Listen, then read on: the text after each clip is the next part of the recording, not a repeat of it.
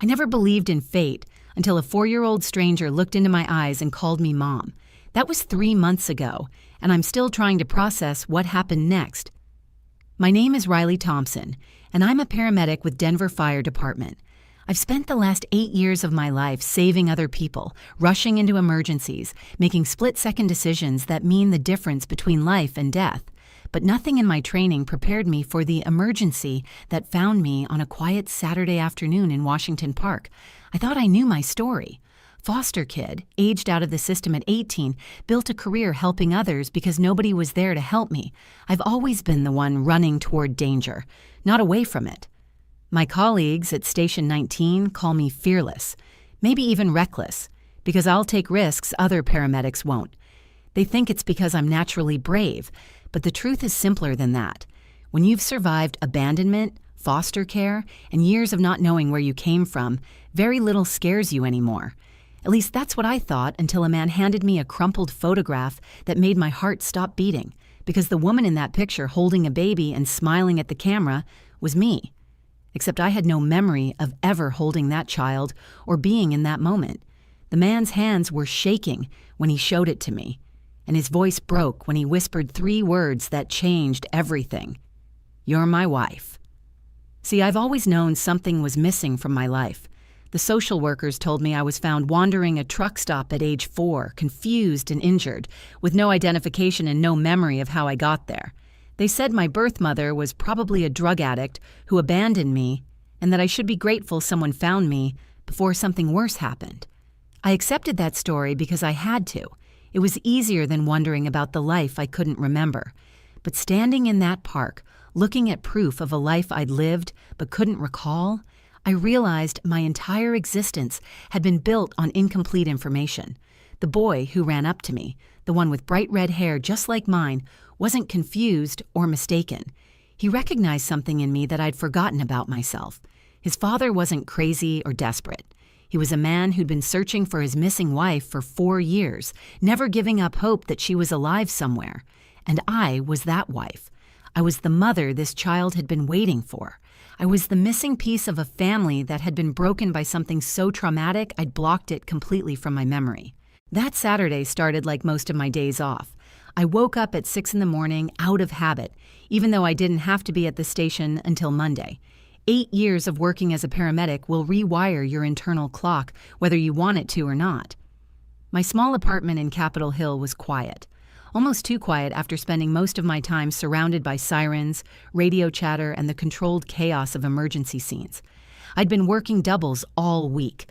3 car accidents, 2 overdoses, 1 cardiac arrest, and a house fire where we pulled a family of 4 out just in time.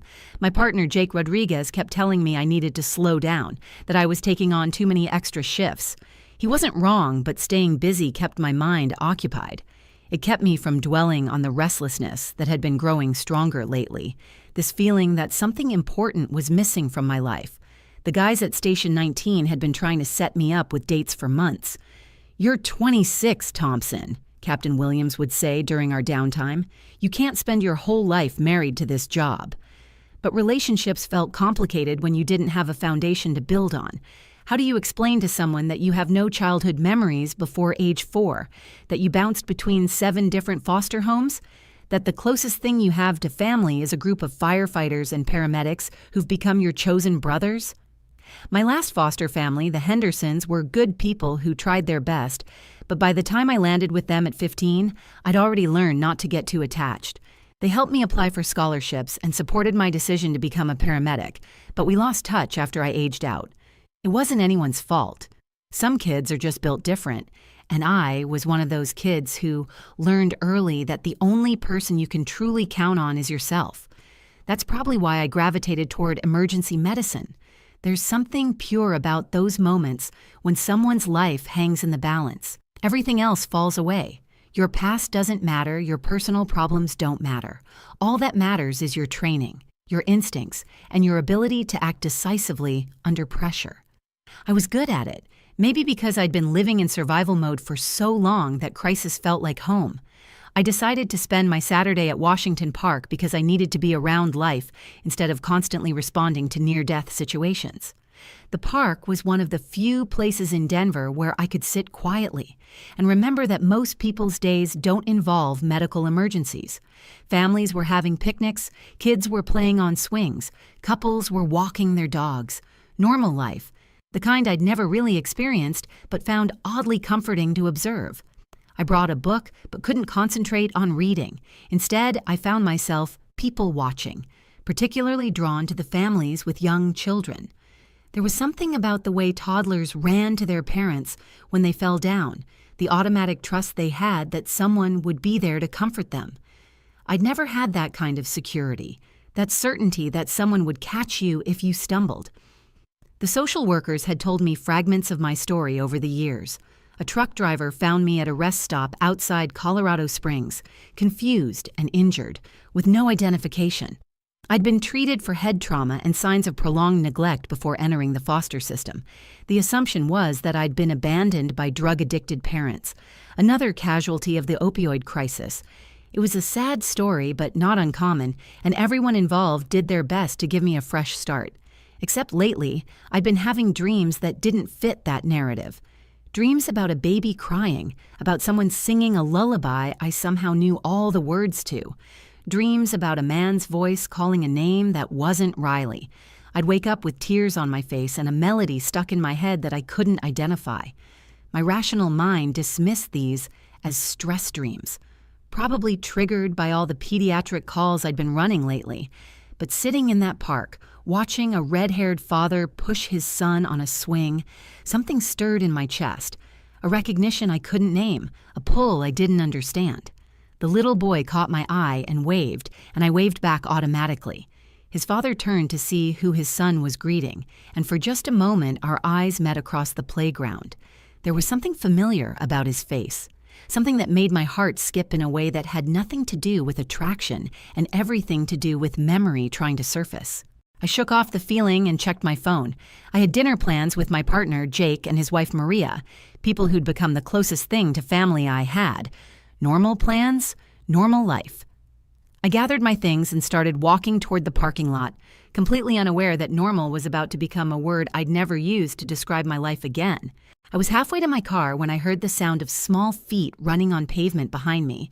Before I could turn around, something solid collided with my legs at knee height, nearly knocking me off balance. Small arms wrapped around my thighs with surprising strength, and I looked down to see a little boy with the brightest red hair I'd ever seen, tears streaming down his freckled cheeks. "Mama!" he sobbed into my jeans. "You came back! Daddy said you would come back." My paramedic training kicked in immediately. Child in distress, separated from guardian, possible medical emergency. I crouched down to his eye level, keeping my voice calm and reassuring, the way I'd been taught to do with scared pediatric patients. "Hey there, buddy," I said gently, trying to pry his fingers loose from my jacket. "I think you might have me confused with someone else. What's your name?" The boy pulled back just enough to look at my face, his green eyes studying me with an intensity that made my skin prickle. "I'm Finn," he said, wiping his nose with the back of his hand. "And you're my mama. You smell like home." Before I could respond, I heard a man's voice calling frantically from the playground. "Finn, Finn, where are you?" "I found her, Daddy," Finn shouted back, his grip on me tightening. "I found Mama like you said I would." The voice got closer, and I could hear heavy footsteps approaching fast. "Finn, you can't just run away from me like that. I'm sorry, miss. He's been doing this lately, running up to random women and—" The voice stopped abruptly. I looked up from Finn's tear-stained face to see a tall man with the same red hair standing about 10 feet away, frozen mid-sentence. His mouth was slightly open and all the color had drained from his face. He was staring at me like he'd seen a ghost. "Oh my God," he whispered so quietly I almost didn't hear him. I stood up slowly, Finn still clinging to my leg. "I'm sorry. Your son seems to think I'm his mother. I was just trying to help him find you." The man took a shaky step closer, his eyes never leaving my face. He was scanning my features with desperate intensity, focusing on my hair, my eyes, the small scar above my left eyebrow that I'd had for as long as I could remember. "What's your name?" he asked, his voice hoarse. "Riley Thompson? Look, I'm a paramedic, so if your son has some kind of medical condition that makes him confused about— Kate, he interrupted, the word coming out like a prayer. Your name is Kate. A chill ran down my spine. No, it's not. It's Riley. I think there's been some kind of mistake here. The man's hands were trembling as he pulled out his phone. He was scrolling through something frantically, his breathing becoming more rapid and shallow. Classic signs of a panic attack, but there was something else in his expression. Hope. Desperate, painful hope. Daddy, why are you acting weird? Finn asked, finally loosening his death grip on my leg but staying close enough to touch my hand. It's Mama. She came back from the place where she was lost.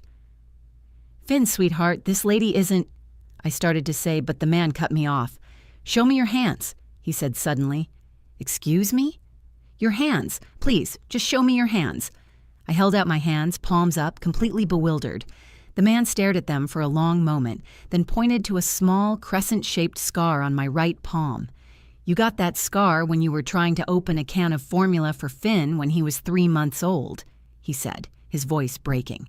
The can opener slipped, and you bled all over the kitchen counter. I had to drive you to urgent care for stitches. My heart started pounding. I'd always wondered about that scar. None of my foster parents could explain it, and I'd never remembered how it happened. That's impossible, I said, but my voice sounded strange even to my own ears. The man held up his phone, showing me a photo. It was a missing person flyer with a picture of a woman who looked exactly like me. Same red hair, same green eyes, same scar above the eyebrow. The woman in the photo was holding a baby, and she looked happy in a way I'd never seen myself look. Her name is Kate O'Brien, the man said, his voice barely above a whisper. She's my wife. She disappeared 4 years ago, and everyone told me she was probably dead, but I never stopped looking for her. He looked directly into my eyes, and I saw recognition there that made my knees weak. You're her, he said with absolute certainty. You're Kate, you're Finn's mother, and somehow you found your way back to us. Every instinct I'd developed as a paramedic told me to walk away.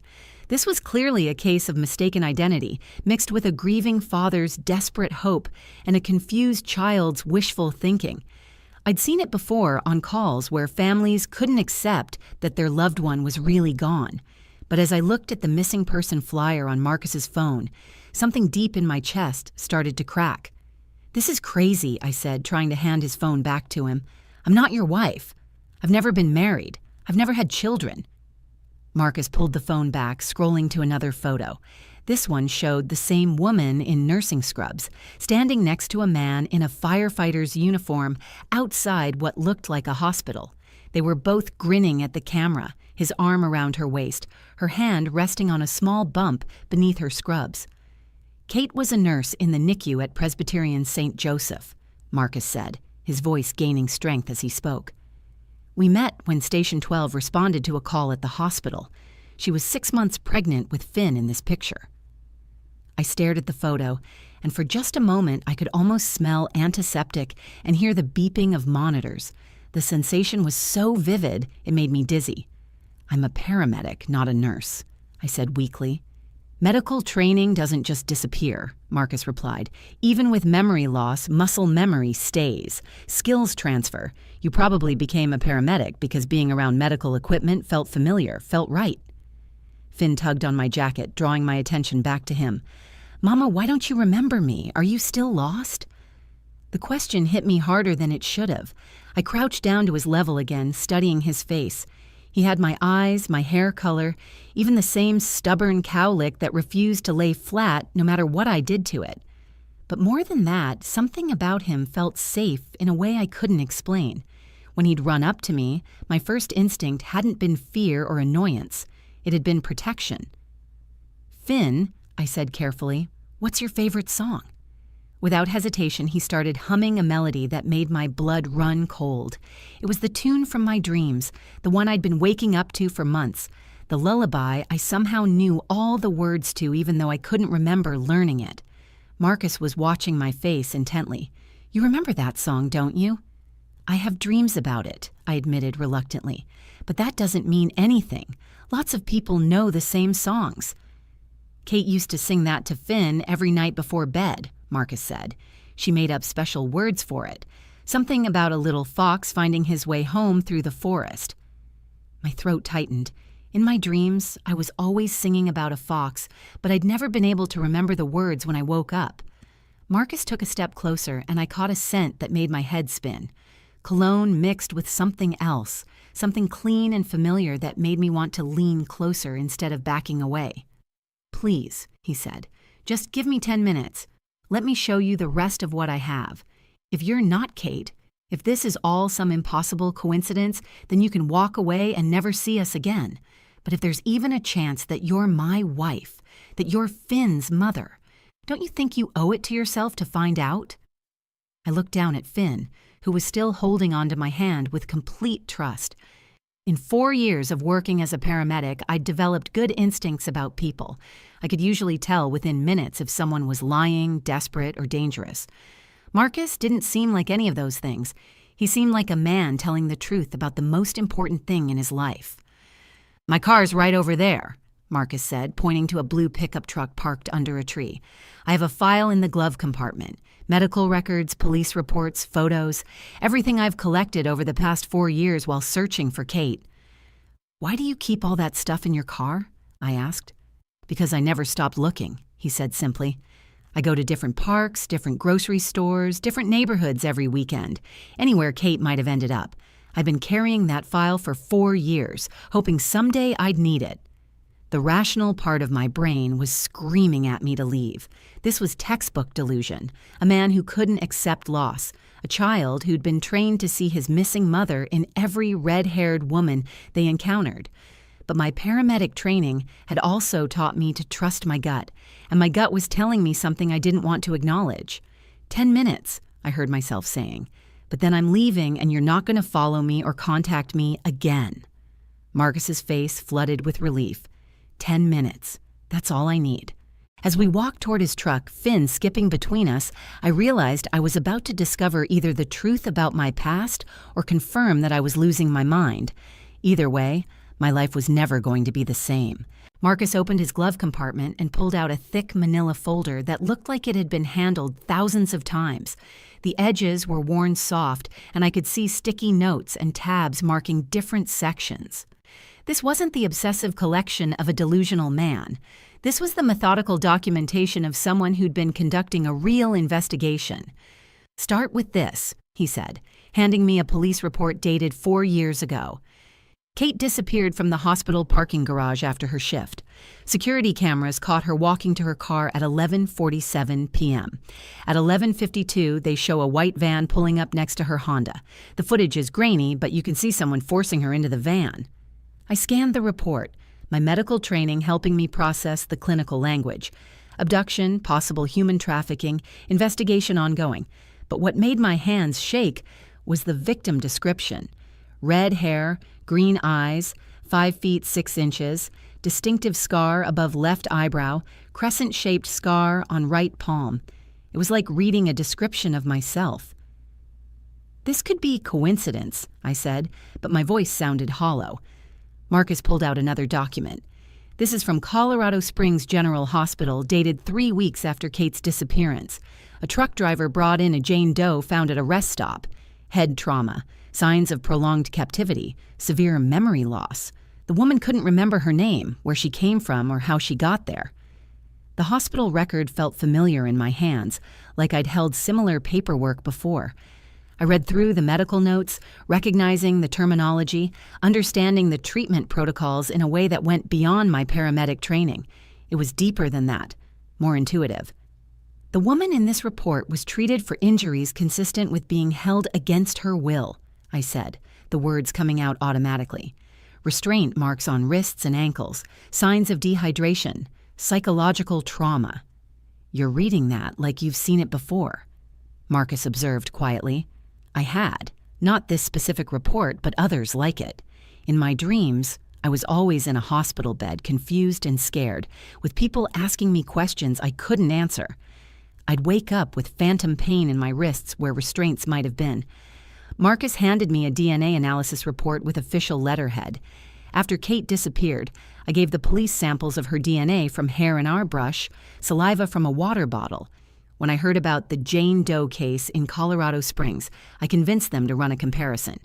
The results were highlighted in yellow. Positive match, 99.97% probability that Kate O'Brien and the unidentified woman found at the rest stop were the same person. "This is impossible," I whispered. But even as I said it, pieces were clicking into place. The gaps in my memory, the way medical procedures felt like second nature, the dreams that weren't dreams but fragments of recovered experiences. "There's more," Marcus said gently. He pulled out a video camera, one of those small handheld models. "This is from Finn's first birthday. Kate was still breastfeeding, and she recorded herself singing him to sleep because I was working a double shift." He pressed play, and suddenly I was looking at myself. Not someone who looked like me, but actually me, sitting in a rocking chair with baby Finn in my arms. The woman on the screen was singing the lullaby from my dreams, and I found myself mouthing the words along with her. "Little fox, don't you cry, Mama's here to keep you safe. Through the forest, through the night, love will guide you home to me." The words came out of my mouth without conscious thought, perfectly synchronized with the recording. Finn looked up at me with huge eyes. "You remember?" he said. Not a question, but a statement of absolute certainty. More memories were surfacing now, not dreams, but real experiences. The weight of Finn as a newborn, the exhaustion of night feedings, the overwhelming love I'd felt the first time he smiled at me. Marcus's laugh when I told him I was pregnant. The way he'd hold my hair back when morning sickness hit. Our wedding day in the hospital chapel because I couldn't get time off for anything elaborate. "I was a NICU nurse," I said, the memories flooding back now. "I specialized in premature babies. I met you when there was a fire in the pediatric ward, and you carried out 3 infants while I managed their oxygen support." Marcus was crying now, tears streaming down his face. "You said I was your hero, but you were wrong. You were mine. You saved those babies' lives that day." I looked at Finn, really looked at him, and saw myself in every feature. Not just physical resemblance, but expressions I recognized, gestures that were purely mine. The way he tilted his head when he was curious, the stubborn set of his jaw when he was determined. "I tried to escape," I said suddenly, the final pieces falling into place. "They kept me in some kind of warehouse. I hit my head on concrete when I finally got away. That's why I couldn't remember." "You found your way back to us," Marcus said. "After 4 years, you found your way home." Looking at my husband and son, I realized that home wasn't a place I'd lost. It was people I'd been separated from, and somehow, against all odds, we'd found each other again. The first few weeks after discovering my true identity were the hardest of my life. Harder than foster care, harder than aging out of the system, harder than any emergency call I'd ever responded to as a paramedic. Because suddenly I had to reconcile 2 completely different versions of myself. Riley Thompson, the independent paramedic who trusted no one and needed nothing from anyone, and Kate O'Brien, the wife and mother who'd been torn away from the people she loved most. I took a leave of absence from the fire department, something I'd never done in 8 years of service. Captain Williams was supportive once I explained the situation, though I could see the disbelief in his eyes. My partner, Jake, thought I'd suffered some kind of breakdown until Marcus brought Finn to the station to meet everyone. The resemblance was so obvious that even the guys who'd known me for years had to admit something extraordinary was happening. The hardest part wasn't remembering my past life. Once the dam broke, those memories came flooding back with startling clarity. I remembered every detail of falling in love with Marcus, the joy of discovering I was pregnant, the overwhelming love I felt when Finn was born. What was difficult was learning to trust those feelings again, to believe that I deserved the family I'd been given back. Marcus was incredibly patient, never pushing me to be the Kate he remembered. He understood that 4 years of trauma and survival had changed me, that Riley's strength and independence were now part of who Kate had become. We went to counseling together, learning how to rebuild a marriage between 2 people who were both familiar and completely different. Finn adapted faster than either of us expected. Children are remarkably resilient, and to him, the important thing wasn't that I remembered everything perfectly. What mattered was that I was there, that I showed up every day, that I sang him to sleep with our special song. He helped me remember details I'd lost, like how he preferred his sandwiches cut diagonally and the way he always checked under his bed for monsters before saying goodnight. My colleagues at the fire department became an unexpected source of support during the transition. They'd been my chosen family for so long that when my biological family returned, there was some awkwardness about where I belonged. But Marcus, having been a firefighter himself, understood the bond between first responders. He welcomed my work family into our lives, and Finn quickly adopted every paramedic and firefighter at Station 19 as honorary uncles and aunts. Going back to work was scary at first. I worried that recovering my memories as a nurse would interfere with my skills as a paramedic, but the opposite happened. Having both sets of training made me better at my job. I could anticipate what emergency room nurses would need, communicate more effectively with hospital staff, and provide more comprehensive care during transport. My experience with pediatric nursing made me exceptional at handling calls involving children. The investigation into my kidnapping was reopened, though 4 years had made the trail cold. The FBI believed I'd been taken by human traffickers who'd planned to sell me, but my medical training made me too valuable to their operation. They'd kept me as an unpaid medical worker in some kind of illegal clinic. When I finally escaped and suffered the head injury that caused my amnesia, they probably assumed I'd died and moved on to other victims. I chose not to dwell on those lost years. Yes, terrible things had happened to me, but focusing on them wouldn't give me back the time with Finn I'd missed or erase the trauma we'd all endured. Instead, I decided to use my experience to help other families dealing with missing persons cases. I started volunteering with organizations that support trafficking survivors and families of the disappeared. Marcus and I renewed our wedding vows on the anniversary of the day we found each other again in the park. This time, instead of a quick ceremony in a hospital chapel, we had a real celebration with both of our families. Finn was our ring bearer, and in his speech, he said the thing that meant the most to me: my mama was lost, but she found her way home because love is stronger than being scared. The experience taught me that identity isn't just about memory. I was still Kate even when I couldn't remember being her, because love leaves marks that go deeper than conscious thought. Finn recognized me not because of how I looked, but because of something essential that trauma couldn't erase. Marcus knew me not just from my appearance, but from the way I moved, the way I hummed unconsciously, the way I instinctively protected children. If this story has moved you in any way, if you believe in the power of love to survive impossible circumstances, please share this video with someone who needs to hear it. Leave a comment below telling me about a time when you found something precious you thought you'd lost forever. And if you want to hear more stories about the extraordinary things that happen to ordinary people, subscribe to this channel and hit that notification bell. Sometimes the greatest love stories aren't about falling in love for the first time. Sometimes they're about finding your way back to a love that never died, even when everything else was forgotten.